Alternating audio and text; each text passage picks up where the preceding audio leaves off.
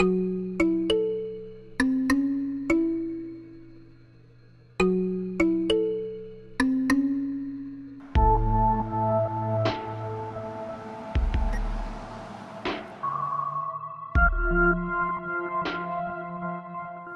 première fois que j'ai touché à l'argile, j'avais 14 ans. C'était au Centre culturel de la ville de La Chute. J'ai essayé de tourner et je suis tombée amoureuse avec l'argile et la rotation. Là, je sais pas, ça m'a hypnotisée. Il n'y a pas de potier qui avait beaucoup d'avenir, alors je me suis dirigée dans d'autres choses. J'ai fait 1001 métiers finalement. J'ai recommencé à faire de la poterie, j'avais 40 ans. Il y avait la chaîne à bois de la grand-mère à mon chum. Puis je me disais, un jour, je vais convertir cette chaîne-là en atelier de poterie. D'où le nom de mon atelier, La chaîne qui tourne.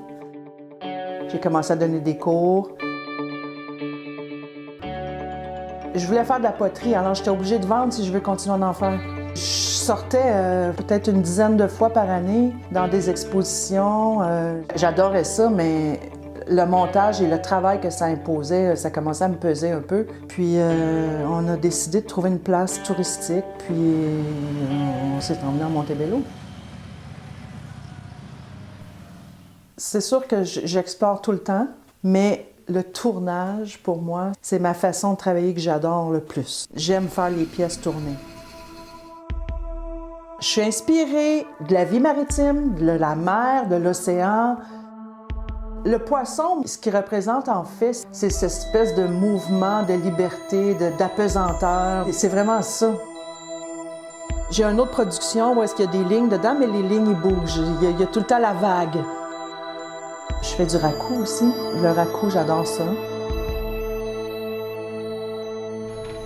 Ici, c'est toutes mes matières premières pour faire mes glaçures. Parce que je fais tout mon émail aussi moi-même. Ça, j'en suis assez fière. J'ai rarement une cuisson sans un test de glaçure dans le four.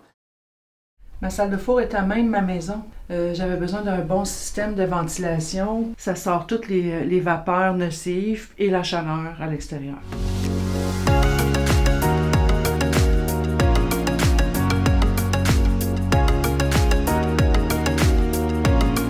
Un émail sur une argile peut donner complètement autre chose sur un autre argile parce qu'à 2300 degrés, les minéraux de la terre vont interagir avec les minéraux de l'argile, puis on va avoir un résultat complètement différent.